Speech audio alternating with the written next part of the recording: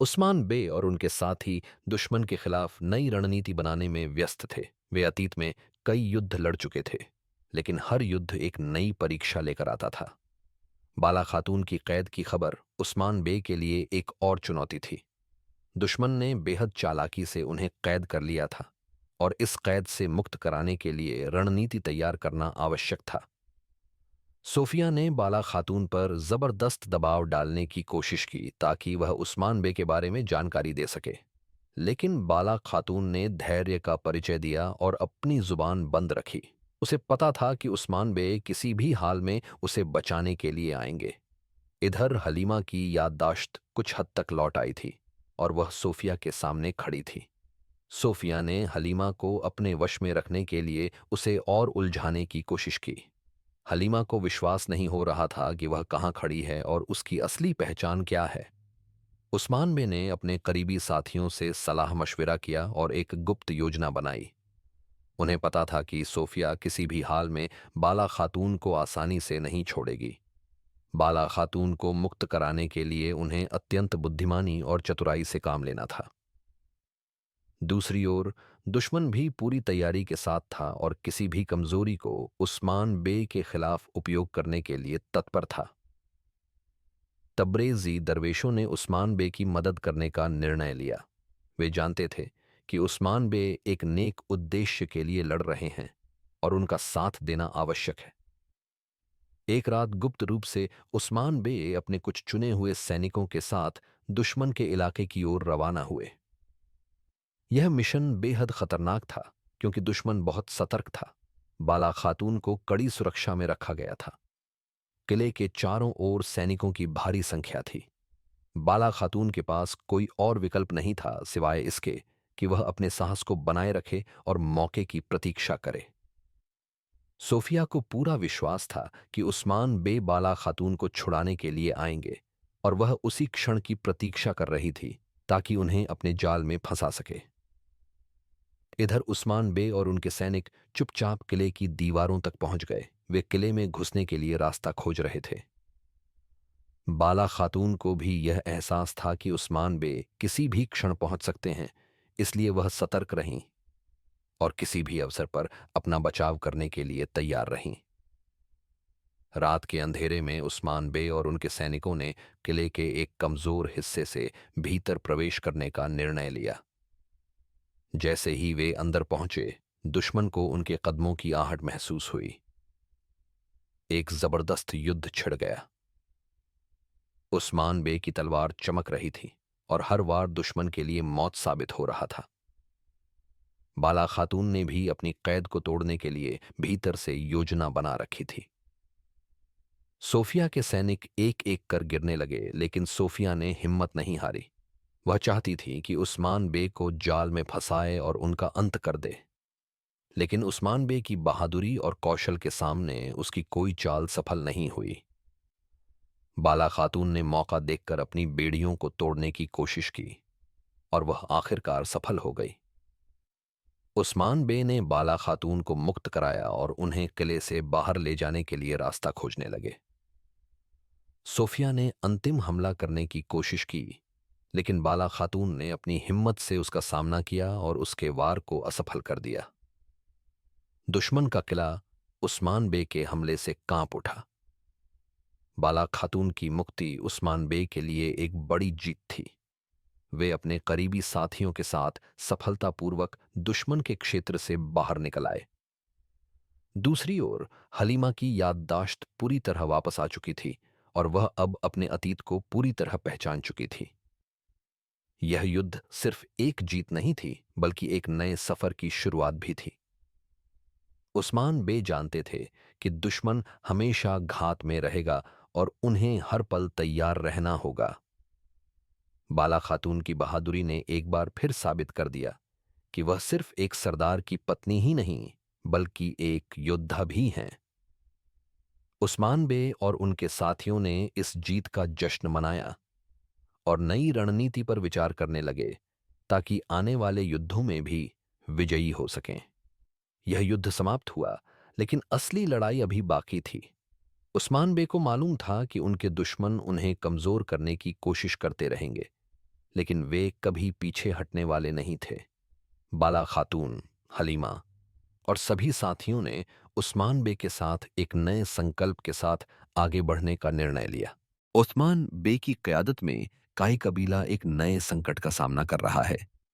दुश्मन चारों ओर से घात लगाए बैठे हैं और उनका मकसद सिर्फ उस्मान बे को कमजोर करना ही नहीं, बल्कि पूरे कबीले का खात्मा करना है। इस कड़ी में उस्मान बे को न केवल बाहरी दुश्मनों बल्कि अंदरूनी साजिशों से भी जूझना पड़ता है। बीजान्टिन साम्राज्य और मंगोल सरदारों के बीच एक खतरनाक समझौता हुआ है, जिसके तहत उस्मान बे को दोनों तरफ से घेरने की योजना बनाई गई है। दुश्मनों ने एक ऐसी रणनीति तैयार की है जो उस्मान बे के राज्य को हिलाकर रख देगी। एपिसोड की शुरुआत में उस्मान बे अपने सैनिकों और करीबी साथियों के साथ एक महत्वपूर्ण युद्ध नीति पर विचार कर रहे होते हैं। वह समझ चुके हैं कि इस बार दुश्मन एक नई चाल के साथ आए हैं और अगर उनके हमले को समय रहते नहीं रोका गया तो काई कबीला भारी तबाही का शिकार हो सकता है। उस्मान बे के सबसे वफादार साथी बाला खातून, बायंदर बे और तुर्गुत अल्प इस बात से सहमत हैं कि दुश्मनों को हराने के लिए उन्हें एक मजबूत योजना बनानी होगी। इस बीच कबीले में कुछ अप्रत्याशित घटनाएं देखने को मिलती हैं। उस्मान बे को खबर मिलती है कि कबीले के कुछ लोग गुप्त रूप से दुश्मनों के साथ मिल चुके हैं और उनके खिलाफ साजिश कर रहे हैं। यह सुनकर वह गुस्से से भर जाते हैं, लेकिन जल्दबाजी में कोई निर्णय लेने के बजाय वे इस समस्या को धैर्य और रणनीति से हल करना चाहते हैं। वह अपने खास सैनिकों को आदेश देते हैं कि इन गद्दारों पर नजर रखी जाए और जैसे ही कोई ठोस सबूत मिले उन्हें तुरंत गिरफ्तार कर लिया जाए। इसी दौरान बिजान्टिन शासक केंताकुजिनोस, जो उस्मान बे का कट्टर दुश्मन है, एक नई साजिश रच रहा होता है। उसका उद्देश्य उस्मान बे को आंतरिक समस्याओं में उलझाकर युद्ध में कमजोर करना है। वह मंगोल सरदार नायकार के साथ एक गुप्त समझौता करता है, जिसके तहत दोनों सेनाएं मिलकर उस्मान बे के क्षेत्र पर हमला करेंगी। इस साजिश की खबर उस्मान बे तक पहुंच जाती है और वह तुरंत अपनी सेना को तैयार करने का आदेश देते हैं। एपिसोड के मध्य में दुश्मन अपनी सेना के साथ उस्मान बे के राज्य की ओर बढ़ने लगते हैं। युद्ध की तैयारियां जोरों पर होती हैं और उस्मान बे अपने योद्धाओं के साथ घोड़ों पर सवार होकर दुश्मनों से मुकाबला करने के लिए निकलते हैं। युद्ध की शुरुआत एक जबरदस्त टकराव से होती है। दोनों ओर से घोड़े दौड़ रहे हैं, तलवारें टकरा रही हैं और तीरों की बौछार हो रही है। उस्मान बे एक बहादुर योद्धा की तरह दुश्मनों के बीच घुसकर उनका मुकाबला करते हैं। उनके सैनिक भी दुश्मनों को पीछे धकेलने की पूरी कोशिश कर रहे हैं। उस्मान बे के हमले इतने शक्तिशाली होते हैं कि बिजान्टिन सेना पीछे हटने पर मजबूर हो जाती है। वह एक जोरदार संवाद कहते हैं, हमने यह जमीन तलवार की ताकत से हासिल की है और अगर जरूरत पड़ी तो इसे अपने खून से सींचेंगे। यह सुनते ही काई सैनिकों का जोश बढ़ जाता है और वे दुश्मनों पर पूरी ताकत से हमला कर देते हैं। दूसरी ओर कबीले के भीतर एक और बड़ी समस्या उत्पन्न हो चुकी है। हुलोफेरा, जो एक बीजान्टिन राजकुमारी है और उस्मान बे के करीब रही है, पर आरोप लगाया जा रहा है कि वह दुश्मनों के लिए जासूसी कर रही है। कबीले के कुछ लोग चाहते हैं कि उसे तुरंत सजा दी जाए, जबकि कुछ का मानना है कि वह निर्दोष है। उस्मान बे के लिए यह फैसला लेना आसान नहीं है, क्योंकि उन्हें पता है कि अगर उन्होंने हुलोफेरा के खिलाफ कोई कठोर निर्णय लिया तो इसके राजनीतिक परिणाम भी हो सकते हैं। दूसरी ओर फातिमा खातून की कहानी भी एक महत्वपूर्ण मोड़ पर आ चुकी है। दुश्मन उसे अपने लाभ के लिए इस्तेमाल करना चाहते हैं और उस्मान बे को जल्द ही कोई ठोस निर्णय लेना होगा ताकि कबीले को और अधिक नुकसान से बचाया जा सके। युद्ध के दौरान एक ऐसा क्षण आता है जब ऐसा लगता है कि दुश्मन जीत जाएगा। बिजान्टिन और मंगोल सेनाएं उस्मान बे की सेना को चारों ओर से घेर लेती हैं और ऐसा प्रतीत होता है कि काई कबीला इस बार हार सकता है। लेकिन तभी उस्मान बे एक अप्रत्याशित चाल चलते हैं। वह अपनी सेना को एक नई रणनीति के तहत संगठित करते हैं और दुश्मन की कमजोर कड़ी पर हमला करते हैं।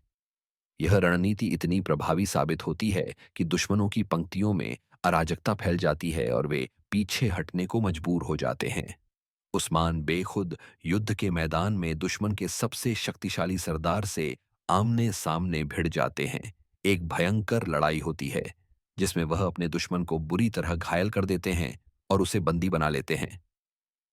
एपिसोड के अंतिम क्षणों में कबीले के आंतरिक मुद्दे भी गंभीर हो जाते हैं।